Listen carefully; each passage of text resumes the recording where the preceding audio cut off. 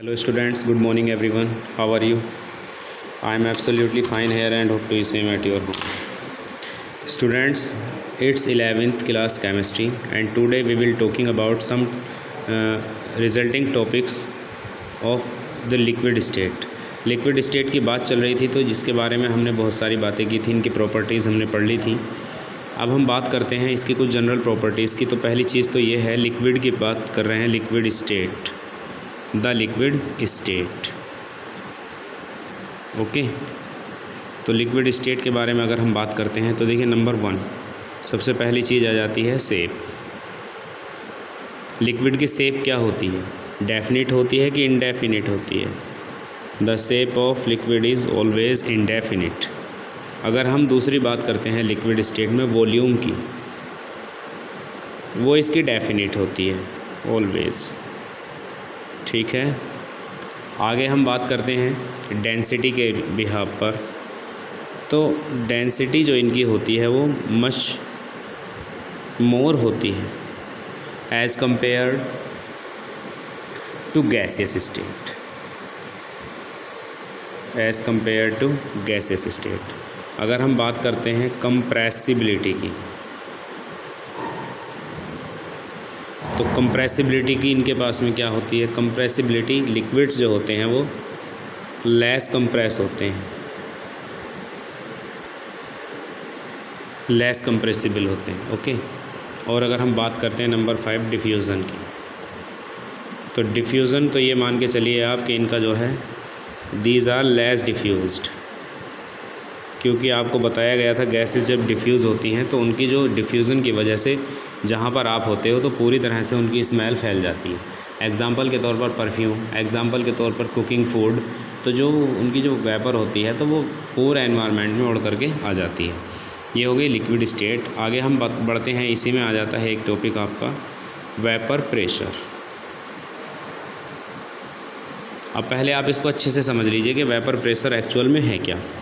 देखिए, ये आपके पास में एक पॉट है, इसके अंदर वाटर भरा हुआ है, ये मान लीजिए, और जब आप इस वाटर को हीट करोगे, ठीक है, हीट कर रहे हो आप इसे, तो वाटर को जैसे ही आप हीट कर रहे हो तो यहाँ से इसकी जो वाटर की जो वेपर है ना, वो निकल करके ऊपर को जाएगी, ये निकल करके ऊपर को जाएगी। अब बात करते हैं, क्योंकि जिस ये कहीं ना कहीं से जो निकल रही है तो थोड़ा बहुत तो प्रेशर इसके पास होगा, तो यही है वेपर प्रेशर। वेपर प्रेशर क्या है? The pressure that is excited from the side of vapour.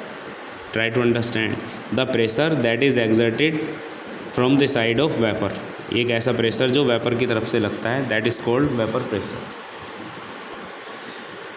अब देख सकते हैं ये वेपर जो जा रही है, तो ये जो वेपर प्रेशर क्या है? मतलब the exerted pressure from the side of vapour, मतलब वेपर की तरफ से लगने वाला जो प्रेशर है वो वेपर प्रेशर है। ठीक है, उम्मीद करता हूँ आपके ये समझ में आया होगा। अब हम आगे चलते हैं, आगे हमारे टॉपिक हैं, इसके फैक्टर्स हैं, फैक्टर्स अफेक्टिंग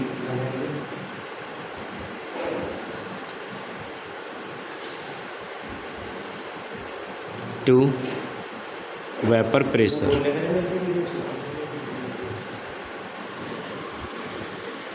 तो स्टूडेंट्स बात करते हैं factors affecting to the vapour pressure, मतलब कौन कौन से फैक्टर्स हैं जो वेपर प्रेशर को अफेक्टेड करते हैं। पहली चीज़ तो नेचर ऑफ लिक्विड है, नेचर ऑफ लिक्विड। ठीक है, मान लीजिए कोई एक ऐसा लिक्विड है हमारे पास में जिसके अंदर IMHB कुछ ज़्यादा है, इंटरमोलिकुलर फोर्स ऑफ अट्रैक्शन ऐसा कह लीजिए, या फोर्स ऑफ अट्रैक्शन की अगर हम बात करते हैं, तो बात यह है कि अगर मान लीजिए कि किसी के पास में इंटरमोलिकुलर फोर्स ऑफ अट्रैक्शन कुछ ज़्यादा है, तो इस कंडीशन में होगा क्या? इस कंडीशन में मतलब लिक्विड को जब हम बॉयल करेंगे तो थोड़ा देर में होगा, वेपर भी देर से निकलेगी। लेकिन अगर किसी लिक्विड के पास में IMHB कह लीजिए, इंटरमोलिकुलर हाइड्रोजन बॉन्डिंग कह लीजिए, या फोर्स ऑफ अट्रैक्शन कह लीजिए, अगर ये कुछ वीक है, उसके अंदर कोई कंपाउंड है और उसके अंदर ये वीक है, तो वीक होने के साथ साथ ये बहुत जल्दी से वेपर स्टेट में आ जाएगा, वेपर बन जाएगा। और वेपर बनने के साथ साथ इसका जो वेपर प्रेशर है ना, क्योंकि जल्दी निकल रही है वेपर, तो वेपर प्रेशर भी इसका इंक्रीज़ हो जाएगा। ठीक है स्टूडेंट्स, वेपर प्रेशर भी इसका इंक्रीज़ हो जाएगा। तो ये तो हो गया नेचर इसका। नेक्स्ट चलते हैं हम नंबर 2 टेम्परेचर पर। तो टेम्परेचर अगर इंक्रीज होता है, with the increment of temperature the vapour pressure is also increase, always remember. ठीक है। वेपर जब टेम्परेचर बढ़ता है तो वेपर प्रेशर भी हमेशा बढ़ता है। Number 3 boiling point. अगर बॉइलिंग पॉइंट बढ़ेगा, किसी भी लिक्विड का बॉइलिंग पॉइंट अगर इंक्रीज़ होगा तो इसका जो वेपर प्रेशर है वो हमेशा डिक्रीज़ होता है। वेपर प्रेशर बढ़ेगा तो ये डिक्रीज़ होगा, क्योंकि बॉइलिंग पॉइंट बढ़ेगा। बॉइलिंग पॉइंट बढ़ने का मतलब है कि फोर्स ऑफ एट्रैक्शन बढ़ रहा है। समझ में आया होगा आपके। नेक्स्ट चलते हैं हम heat of vaporisation. Heat of vaporisation.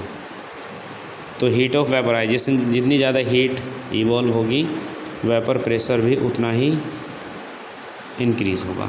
ठीक है, आगे बढ़ते हैं, हम अपने नए टॉपिक पर चलते हैं। चलिए नया टॉपिक स्टार्ट कर लेते हैं, दैट इज़ सरफेस टेंशन।